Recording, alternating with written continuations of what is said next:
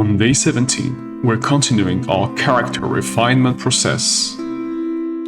We'll focus on visuals to give the public, and therefore all the characters, a better sense of clarity. Remember, all that's clear for your characters, all that's obvious for your characters, namely here visually, will be more obvious, will be clearer for the public.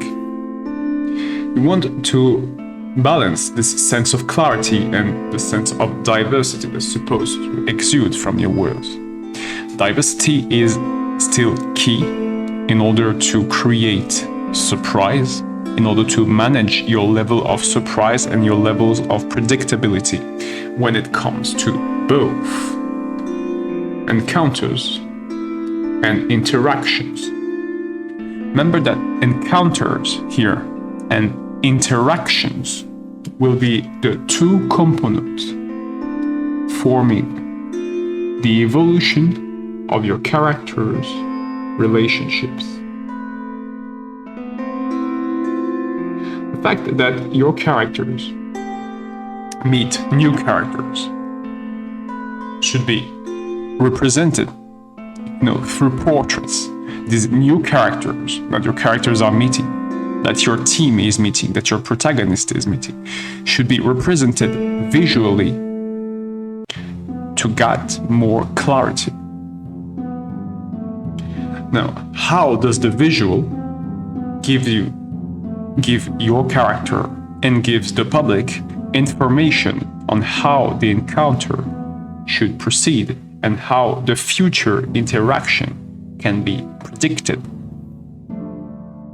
Let's suppose our story has 4 layers of characters.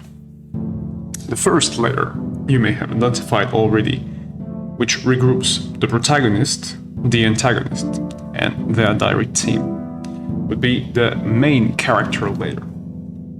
The second layer of importance when it comes to character would be the secondary characters. Now note that secondary characters can be directly linked to main characters, they can be part of their team, or they can be characters that are not directly dependent of the main characters. They might interact with them, they may encounter them, but they're not directly dependent on these characters. Or said in another way, they may have some degree of affinity with them, but they are not aligned with them. The third layer would be the tertiary characters. Now, these characters, contrary to the other first 2 layers, do not need to be created by using the role system we've introduced earlier. Now, you'll want to use roles to create your main characters and your secondary characters, since roles will allow you to create your to fledge your characters fully by deciding how their goal and motivation will articulate, for example, by providing them more complex behavior traits or a clear evolution for those behavior traits, those interests, and so on. When it comes to tertiary characters, you'll want to focus much more on the behavior part. Tertiary characters will have goals. They will have goals, just like every element of your world will have goals. Surviving, mainly.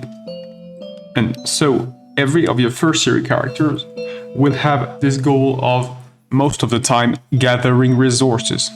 All of them will want to gather resources, but for different reasons regarding their interests. Now, where we will really differ is on the behavior part. If you want to display the diversity of your world through your tertiary characters, you will do it through behaviors. Those behaviors will allow you to create conflicts. Remember, here we have characters, so tertiary characters, who will try to amass resources, and through the gathering of these resources, they will compete with one another, more likely if a conflict happens. because the situation does not have to happen if there's no competition. But if you want conflict, you'll want to articulate the behaviors of your tertiary character A and your tertiary character B in order for them to emphasize on their differences and emphasize on why, even if these two characters are different, they're attracted by the same kind of resources. The fourth layer is environment. Now, it's a little more advanced, but for now, I want you to just imagine that every environment can be treated as a potential character. Through the use of symbolism, an organization, a group of individuals will attach herself to an environment. This group will create a form of symbol to mark this attachment. And your third layer and your fourth layer, so your tertiary characters and your environment type of characters, will be linked by the concept of atmosphere representation. These two layers 3 and 4, are supposed to grant to your main characters, to your secondary characters, to your public, and to yourself a greater sense of atmospheric encompassing. So tertiary characters are mainly behaviors because they should display an atmosphere, the atmosphere of the settlement, the atmosphere of the country, the atmosphere of the organization, and the atmosphere of the environment. Here are your 4 layers of characters. So if we get back to the first tree, which you will use all the time for your first projects. The environment type of character really can be used later, but for now you'll need main characters, which most of the time will be your protagonist and your antagonist. And these two will represent the first layer, the most important layer of your story, as well as their allies and their entourage, which could be composed of secondary characters. Now, secondary characters, again, may be independent or maybe not directly dependent of the main character.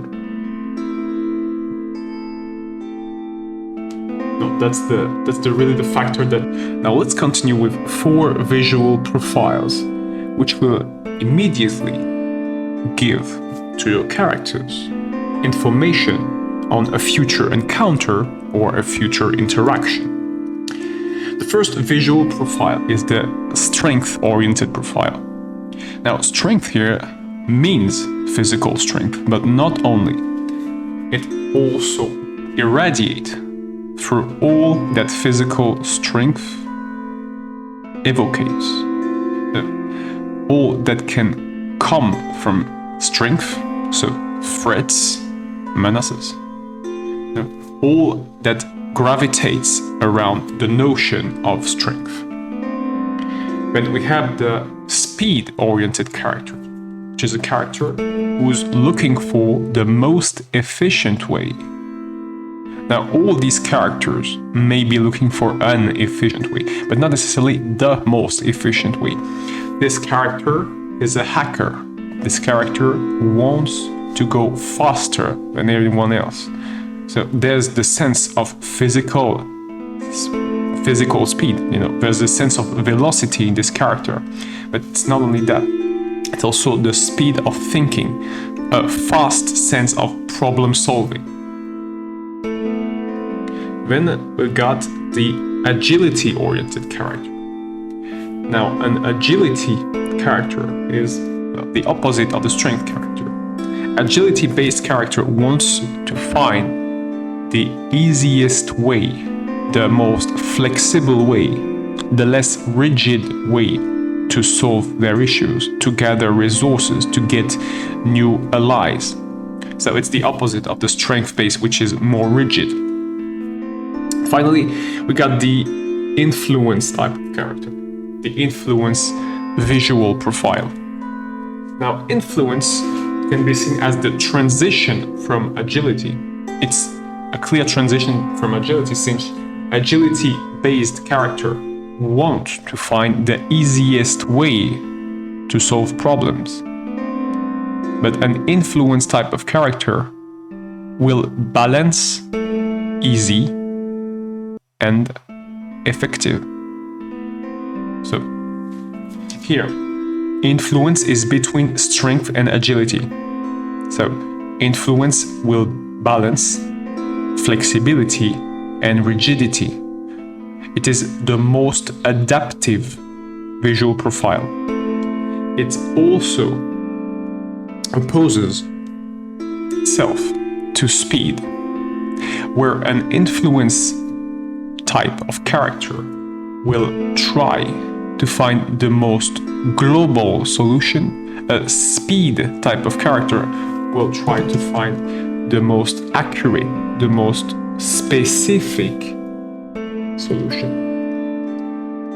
Remember, here we have a hacker, we have a character which wants to go faster than anyone else, which wants to have the most efficient solution, but for one specific problem, whereas an influence-based character will not look for something specific, will not look for one kind of solution. So we have a balanced character. Balance here means the balance between flexibility and rigidity. But doesn't only mean that, it means also that this character will have to be adaptive.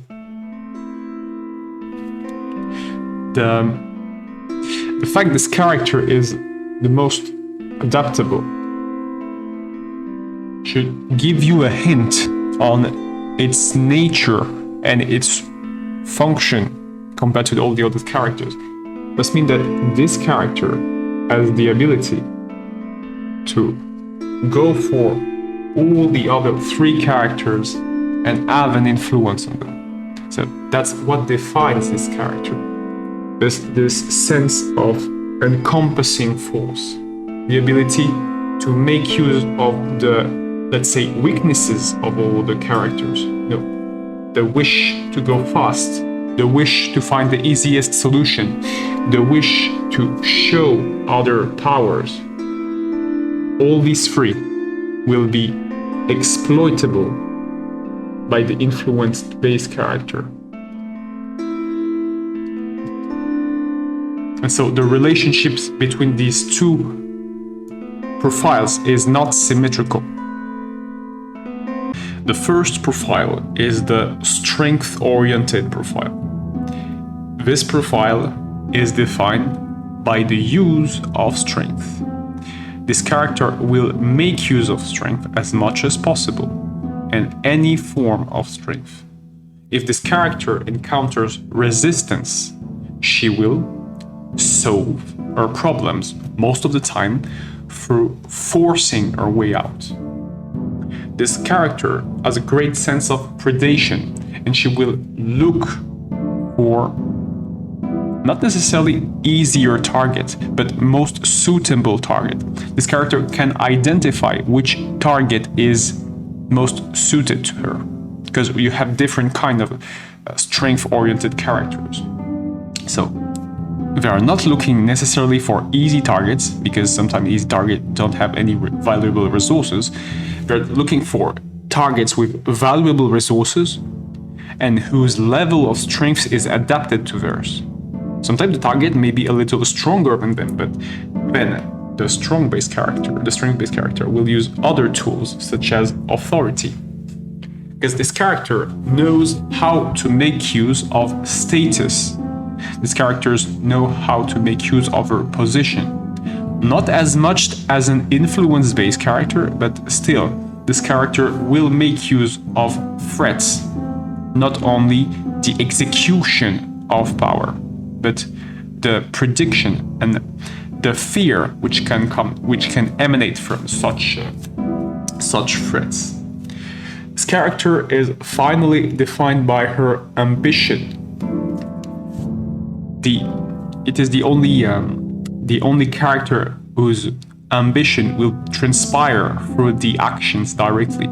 Because all of your characters, all of these 4 profiles here, all these 4 visual profiles, will have a goal.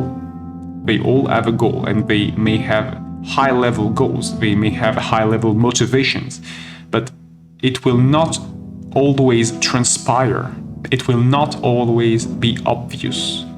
This character in her pose, if you look at this pose, the position of the weapons, the stature of the character, you can see that this character wants to influence others. Again, not as much as the influence-based character, but still, they're close. The 2 of them, they are close, and they can create a lot of affinity. They can even be aligned. But this character will use her stature, her status, and her general behavior to affect others, to make them join her.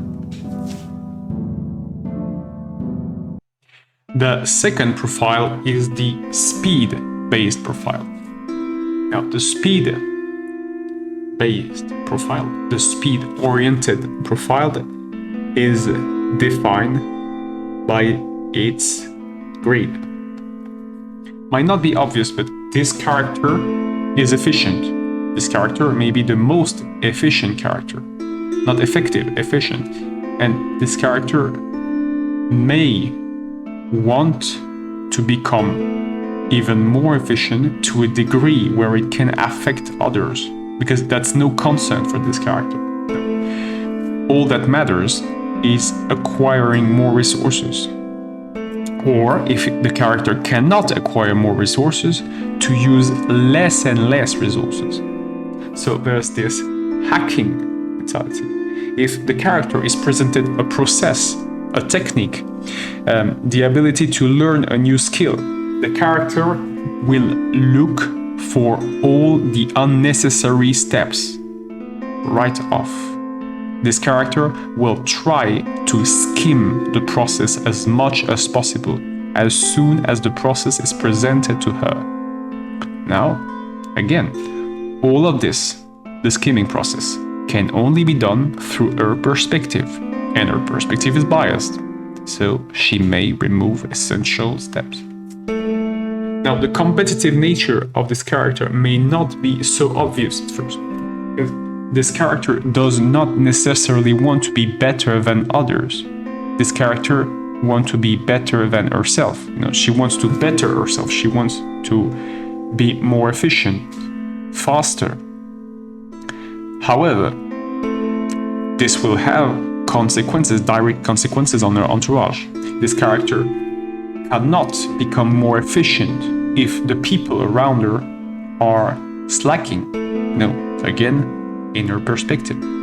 If the people around her are not good enough, so she has to motivate them. If they aren't good enough, she can get better. She can get faster. And she can't get better faster. Now, finally, this character wants to gather resources. All of these 4 profiles want to gather resources, but this will be a defining feature here. This character knows, because she has some high degree of predictability, that she has to gather resources. Now, opposite to the influence orientation character, because this character again is specific in her problem-solving methods. This character will try to acquire all the resources necessary to define one specific problem. Again, remember, this character is efficient. That's the strength. This character is fast, extremely fast. It has high analytical abilities.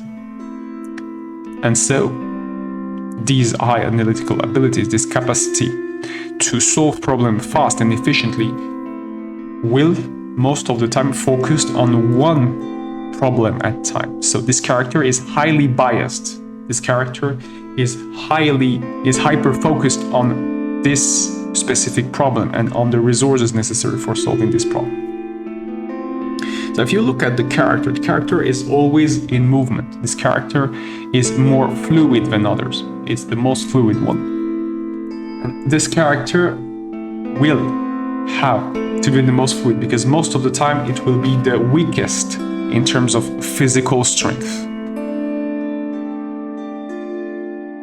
Our third profile is the agility-oriented profile. Now, this visual profile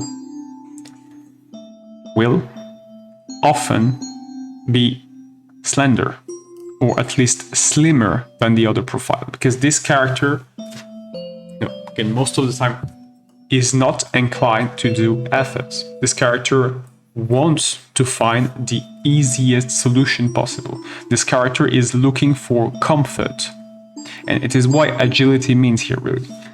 Agility transcribed this tendency and also this ability, because there's a lot of merit here to be the most flexible, the most agile type of character.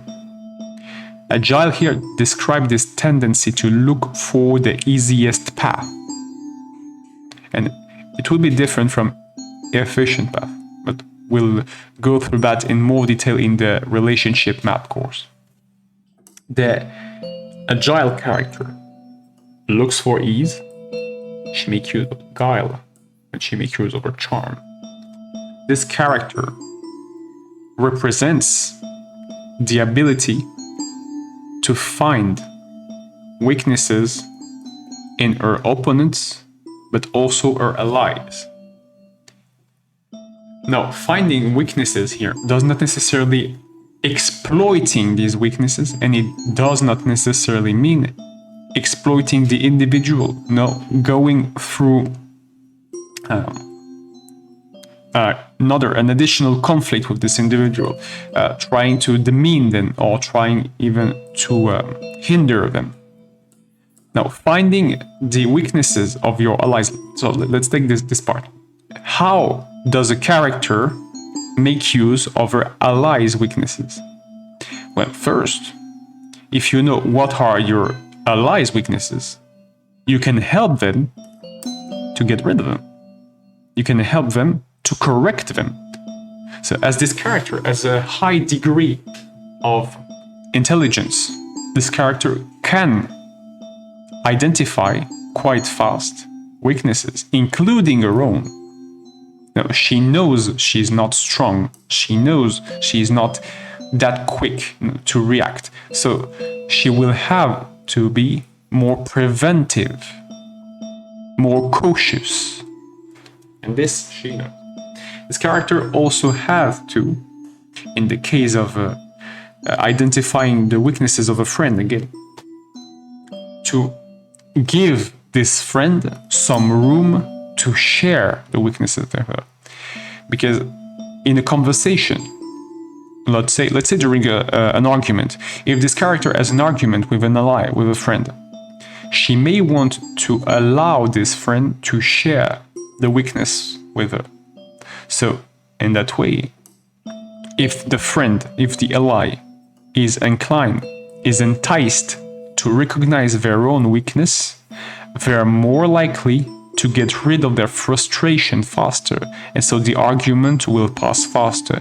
This character is highly flexible, so she has a great potential in order of solving conflict in a non-violent way. This character is most suited to peaceful resolution of conflict. So you may want to have an advisor in this position. Our last profile is the influence-based character. This character's prime orientation, her first orientation, what defines her, is to have a core impact on her world. This character wants to be influential. This character wants to have a decisive role, a decisive function, a decisive position. Now, how can you identify that visually? Well, the character will often have more presence than all the other three. the character will have a different stature than all the other three. And if you compare quite directly the influence-oriented character, and if we overlap that on a layer with the strength-based character, you realize that their two profiles are quite similar. They make use of their pose to act before they need to act. The pose of these characters is already acting.